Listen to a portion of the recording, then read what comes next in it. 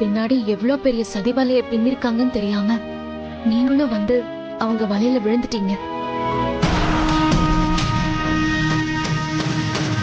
எனக்கும் அது இவ்ளோ நாள் தெரியாமலேயே போயிடுச்சு. நீங்க உயிரோட சந்தோஷமா இருந்தா போதும்னு மட்டும்தான் நான் இவ்ளோ நாளும் உங்க கூட சேர்ந்து வாழணும்னு யோசிக்காம இருந்துட்டேன். ஆனா இனிமே என்னால அப்படி இருக்க முடியாது. இந்த சூழ்ச்சிக்காரங்க முன்னாடி அவங்க சதியெல்லாம் ஒண்ணுமே இல்லாம ஆக்கி நான் உங்க கூட சேர்ந்து வாழதான் போறேன். இன்னைக்கு நம்ம கல்யாண நாள்.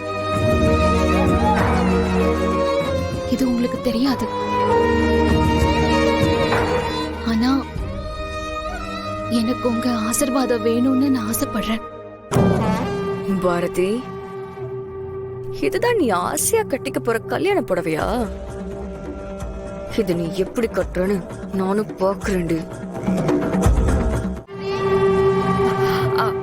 பாரதி, பாரதி, திருமண நாள் வாழ்த்துக்கள். தேங்க்ஸ் பாட்டி. ஆமா, கோயிலுக்கு போறேன்னு சொன்னியே, இன்னும் புறப்படலையா? இல்ல பாட்டி, வீட்ல சமையல் வேலையெல்லாம் முடிச்சிட்டு அப்புறமா கோயிலுக்கு போறேன். அண்ணே, அண்ணே, இங்கதான் இருக்கீங்களா? ஆமா. சீக்கிரம் வாங்க. எங்க? இப்ப எதுக்குடா பாரதி அவசரமா கூப்பிட்டு இருக்க? அதுவா, அண்ணன் காபி வேணும்னு கேட்டாரு. அதான் அண்ணிக்கிட்ட சொல்லி அவருக்கு காபி கொடுங்கன்னு சொல்ல வந்தேன். ஓ, தவக்கல, நீ போ, நான் போய் காஃபி போட்டு எடுத்துட்டு வரேன்.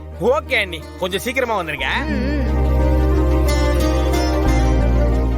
பாரதி, இதை விட நல்ல சந்தர்ப்பம் கிடைக்காது. நீயே காப்பியை கொண்டு போய் ஆதி தம்பிக்கு கொடுத்துட்டு அப்படியே ஆதிக்கிட்ட எப்படியாவது ஆசீர்வாதத்தை வாங்கிட்டு வந்துரு. பாட்டி, நேத்து நான் ஏதோ மனசுல தோணுன ஆசையதான் உங்ககிட்ட சொன்னேன். அதெல்லாம் நடக்கும் நடக்காதுங்கறதெல்லாம் நம்ம கையில இல்ல பாட்டி. பாட்டி, கோயிலுக்கு போகணும்னு நினைச்சேன். அது என்னால முடியும். அதனால விடுங்க.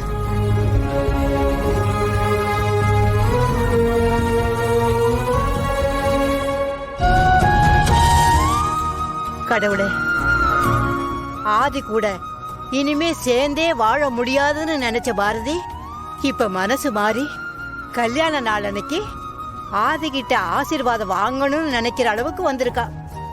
அவளோட இந்த நியாயமான ஆசைய நீதாப்பா நிறைவேற்றி வைக்கணும். அடுத்த கல்யாண நாளுக்குள்ள பாரதி ஆதி தம்பி கூட சேர்ந்து சந்தோஷமா இருக்கிறத நான் பார்க்கணும்.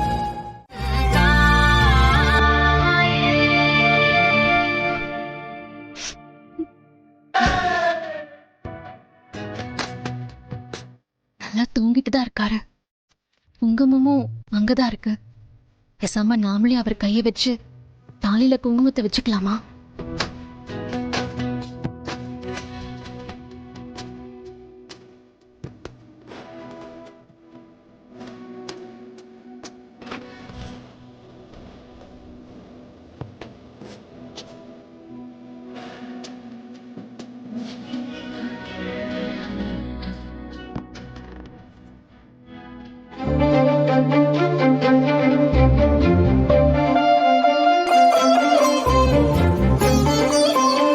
பாரதி,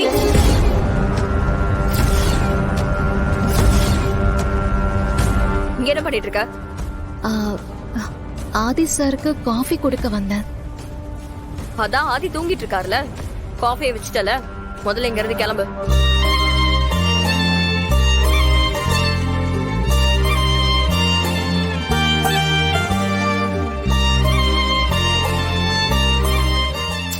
என்ன பாத்துட்டே இருக்கா? போ.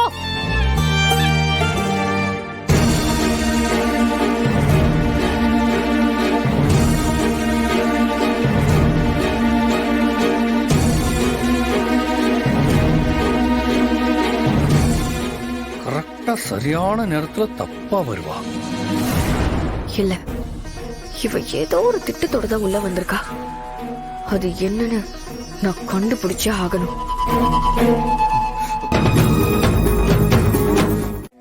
சிவ பூஜையில கரடி போந்த மாதிரி நான் கரெக்டா ஆதி கையால என் தாலிக்கு பொட்டு வைக்கணும்னு நினைக்கிற நேரத்துல பொசுக்குன்னு உள்ள வந்து காரியத்தையே கெடுத்துட்டீங்க.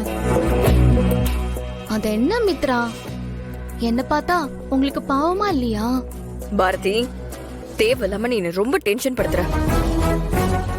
அதான் நான் உன் ஆசையில மண்ணலி போட்டுட்டல. ஆனாலும் உன் திமிர அடங்கலல. அது எப்படி மித்ரா ஏன் திமிர நீ அடக்க முடியும்? உன்னால நான் குங்குமம் வச்சுக்கிறத மட்டும்தான் தடுக்க முடிஞ்சது. ஆனா நான் ஆசைப்பட்ட மாதிரியே ஆதிக்கிட்ட ஆசீர்வாதம் வாங்கிட்டேனே. ஆனா உன்னாலதான் ஒண்ணுமே பண்ண முடியல. பாவம். எப்படி எப்படி ஆதிக்கிட்ட ஆசீர்வாதம் வாங்கின? தூங்கிட்டு இருக்கிற ஆதிக்கிட்ட ஆசீர்வாதம் வாங்கினதுக்கே நீ இவ்ளோ பேசுறியா? நீ இப்படிதான் பேசுவேன்னு எனக்கு தெரியும். எனக்கு ஆதி கால தொட்டு கும்பிட்டு ஆசீர்வாதம் வாங்கணும்னு மட்டும்தான் ஆசை. ஆனா அது அவர் தூங்கிட்டு இருக்கிறப்பவா இல்ல தூங்காம இருக்கிறப்பவான்னு எனக்கு எந்த கன்ஃபியூஷனும் கிடையாது. உனக்கு தான் அந்த பிரச்சனை எல்லாமே.